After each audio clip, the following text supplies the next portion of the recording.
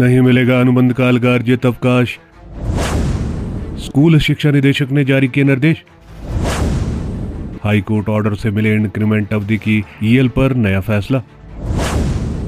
कर्मचारी एक्ट के आधार पर स्कूल निदेशालय ने लाभ वापस लिए। प्रदेश में सिर्फ रेगुलर मुलाजिम ही सुविधा के पात्र। वहीं पर इंक्रीमेंट सरकारी कर्मचारियों को मिली बड़ी खुशखबरी। हिमाचल में अब अनुबंध अवधि का अर्जित अवकाश कर्मचारियों को नहीं मिलेगा। स्कूल शिक्षा निदेशक ने इस बारे में कार्यालय आदेश जारी किया है। इस आदेश के बहाने हाईकोर्ट के ऑर्डर के बाद मिला ये लाभ भी वापस ले लिया गया है। कार्यालय आदेश कहता है कि शिक्षा विभाग में 17 दिसंबर 2024 को कोर्ट केस के बाद जारी किया गया है। यह लाभ तुरंत प्रभाव से वापस लिया जा रहा है। राज्य में अब ईएल यानी कि अर्जित अवकाश का ये लाभ सिर्फ रेगुलर कर्मचारियों को ही मिलेगा। इस फैसले के पीछे राज्य में 20 फरवरी 2025 से लागू किया गया कर्मचारी एक्ट कारण बताया गया है।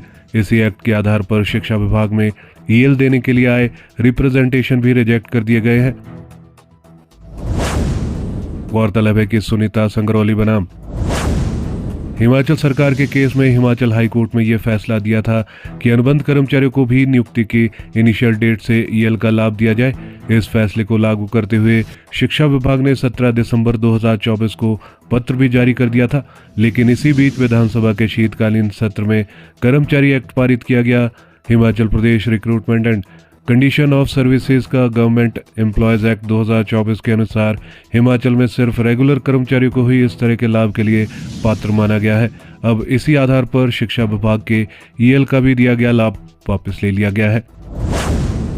इंक्रीमेंट पर सरकारी कर्मचारियों को मिली खुशखबरी।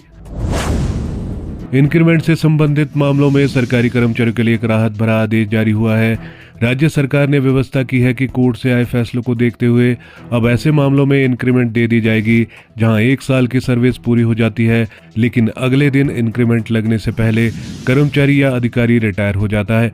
प्रधान सचिव वित्त की ओर से सभी प्रशासनिक सचिवों को एक पत्र जारी किया गया है। इसमें कहा गया है कि ऐसे मामलों में जहां इंक्रीमेंट लगने से पहले पूरा साल लगने के बाद कर्मचारी रिटायर हो गया है, वहां प्रशासनिक सचिव अपने स्तर पर कैसे निपटाए और सिर्फ पेंशनरी बेनिफिट के लिए नोशनल इंक्रीमेंट का लाभ जारी करे। यानी यह इंक्रीमेंट पेंशन में मिल जाएगी, लेकिन इसका एरियर नहीं मिलेगा। वहीं पर प्री नर्सरी टीचर के नियम तय। स्कूलों में आउटसोर्स भर्ती के लिए एजेंसियों को गाइडलाइन जारी। राज्य सरकार के सरकारी स्कूलों में भर्ती होने वाले 6297 प्री नर्सरी टीचर के लिए भर्ती नियम भी शिक्षा विभाग ने तय कर दिए है।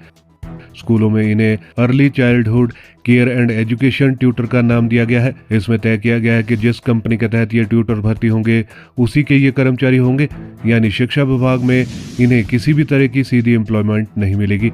साथ ही खास बात यह है कि आउटसोर्स कंपनी प्राइमरी स्कूलों में इनकी भर्ती करेगी जहां कहीं भी पद खाली है। वहीं स्कूल में छुट्टियों के दौरान इन्हें किसी भी तरह का वेतन नहीं दिया जाएगा, यानी इन्हें 10 माह की ही सैलरी मिलेगी। उन पर पूरी तरह से प्रशासनिक कंट्रोल रहेगा, यानी सीएसटी, एचटी और सीनियर जेबीटी के सुपरविजन में काम करेंगे। इसमें यह भी कहा गया है कि बिना सरकार की मंजूरी के कोई भी ट्यूटर एक स्कूल से दूसरे स्कूल को ट्रांसफर नहीं होगा। इसमें नौकरी पाने वाले ट्यूटर की आयु 21 से 45 वर्ष के बीच होनी चाहिए। ये शैक्षणिक योग्यता जरूरी। अभ्यर्थी को जमा 2 कक्षा में 50% अंक होना जरूरी है। नर्सरी टीचर एजुकेशन में डिप्लोमा, 2 साल का ईईसीई डिप्लोमा एनसीटीई से मान्यता प्राप्त होना जरूरी है।